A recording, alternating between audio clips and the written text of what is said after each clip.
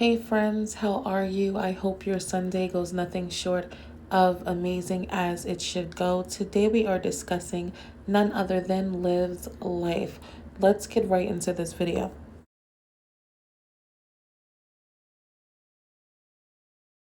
So apparently, friends, Big Parmesan is clearly going through some sort of mental health crisis. Sis has reached her breaking point and she is screaming for help. Well, let's just say she's whispering for help, not much screaming going on. She's trying to pretend as if everything is all good, but it is clear as day that something is terribly wrong. My best guess is that she's finally receiving back everything she dishes out and she just can't take it. As we all know, this is her MO, but let's get into her little live video. So she started off her live video basically talking about a whole bunch of nothing, kiki and haha and with loyalty gang gang gang as per usual, pretending to be unbothered, but you could tell she was just itching for the opportunity to insert the negativity to let us know that she's bothered some way somehow. She was going to make it happen, and that is exactly what she did. Let's talk about it. So the people in the chat, some of the people in the chat mentioned things about her seeming to be so calm and relaxed and so on and so forth. And she's like, I mean, why shouldn't I be? I'm Liv. This is me. I'm unbothered. But clearly something was, tugging at her little heartstrings or whatever. So, of course, her being Liv, she was being very calculated, manipulative, and strategic as usual. Nothing new, same as HIT, different day. So, of course, she needed to sneak the negativity in some way, somehow, to talk about what she's experiencing personally on YouTube by using someone else, if that makes sense to you. Let me give you an example. She claims that someone reached out to her about starting their channel and things to what to look for and how to go about it. Why they would ask her out of all people, I don't know. Don't get me wrong, she's definitely doing her thing on these YouTube streets. She's doing okay for herself. Her bills are clearly paid and she can move when she feels like it. Allegedly, we'll get into that later. So I can see someone asking her, how did you find success in YouTube and how do you deal with the negativity? Yada, yada, yada. But I would think that all you had to do was watch her and be sure not to do what she does and you'll be okay. Am I right or am I right, friends? But in my opinion, I don't believe anyone reached out to her lately to get any type of advice for YouTube. I highly doubt that. I mean, take a look around. Her channel is full of negativity. I don't think they're trying to bring that into their channel, so why would you need advice from her? Yeah, I don't get it. In my opinion, she just used that made up story just to come on here and ask for people to stop. I believe she's at her wit's end and she can't take it anymore. There's too much going on and she's too prideful to say, hey, can you guys give me a break? Like, can I get a week? Can I get a month? Something. Of course not. She's way too prideful for that. So she has to get on here and strategize. Moving along, she said, people judge me every day and they don't even know what's going on. No, we don't know exactly what's going on, but we have exactly what you give, and you're giving toxic.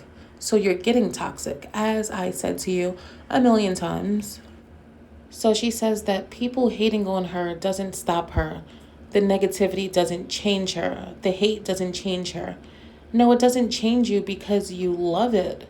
This is what you want. If this isn't what you wanted, you would have switched everything up a long time ago. You feed off of negativity. You thrive off of drama, point blank, period.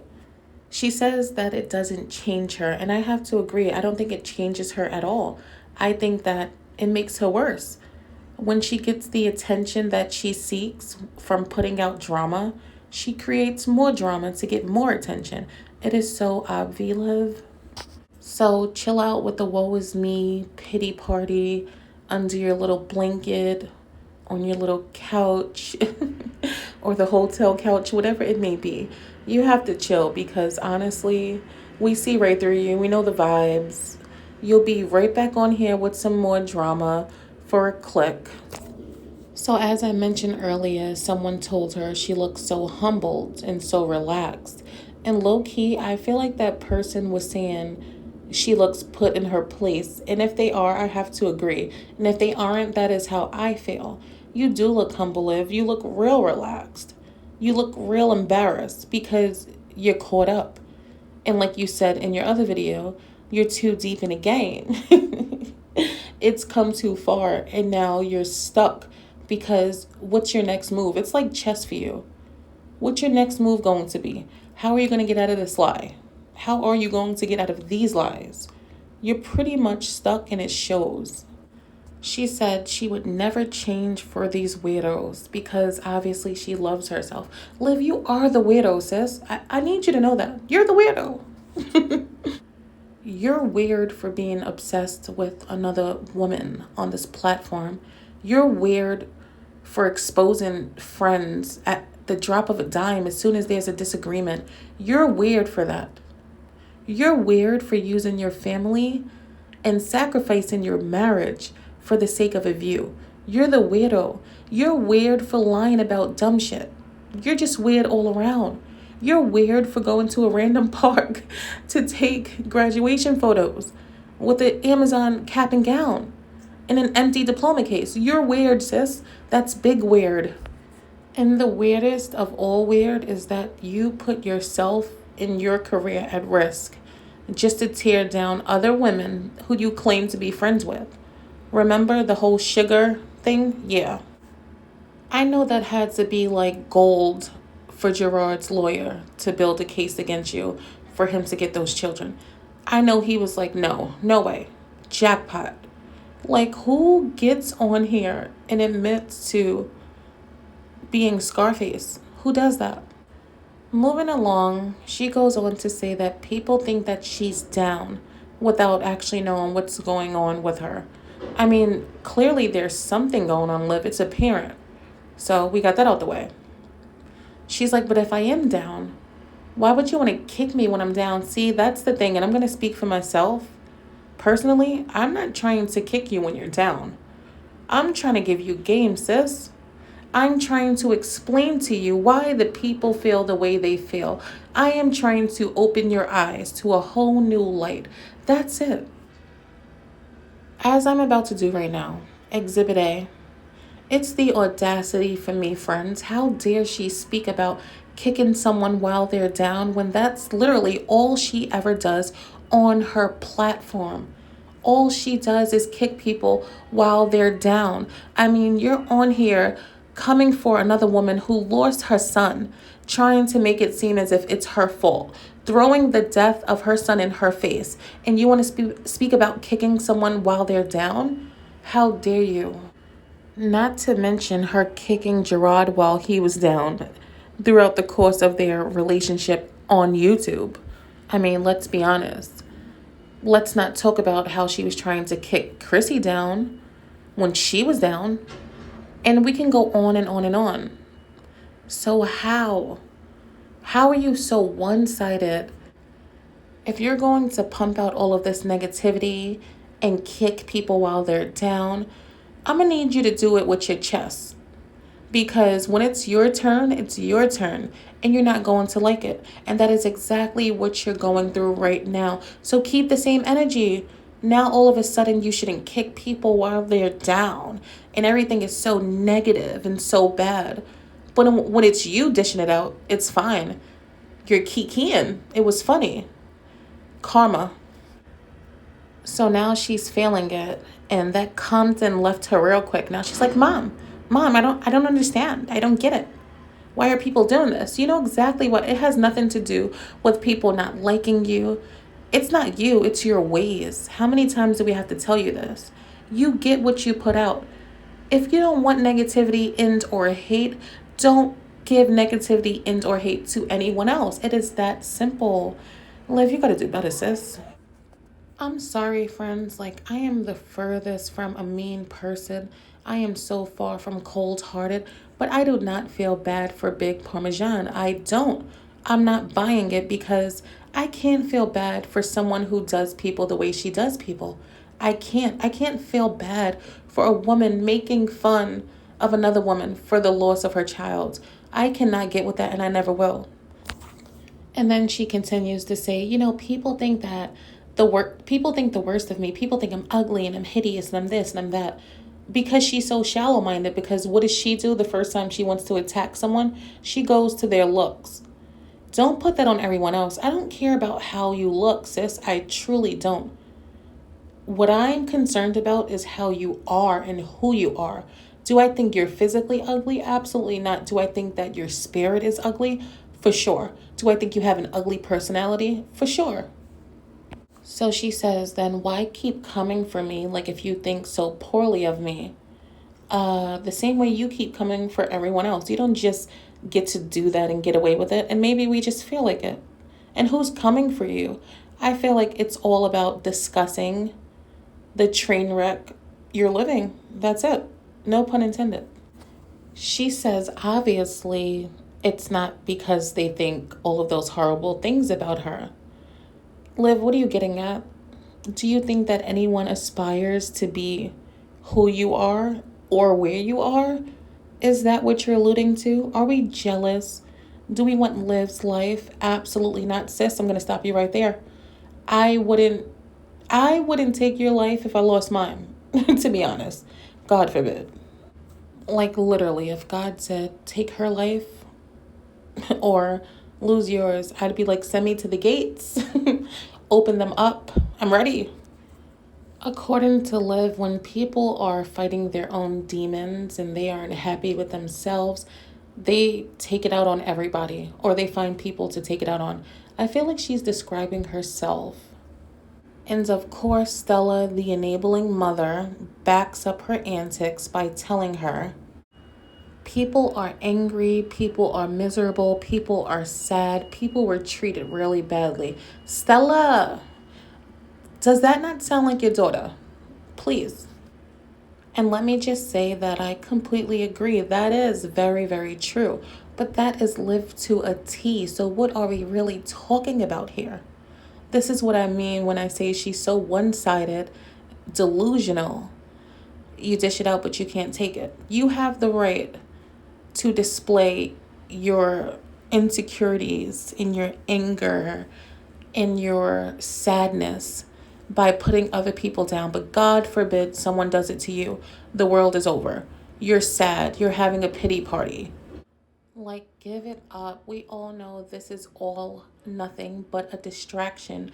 You're trying to deflect. You want us to be distracted from the truth that you have yet to tell us. What's going on? Where's baby JJ? Where did you move?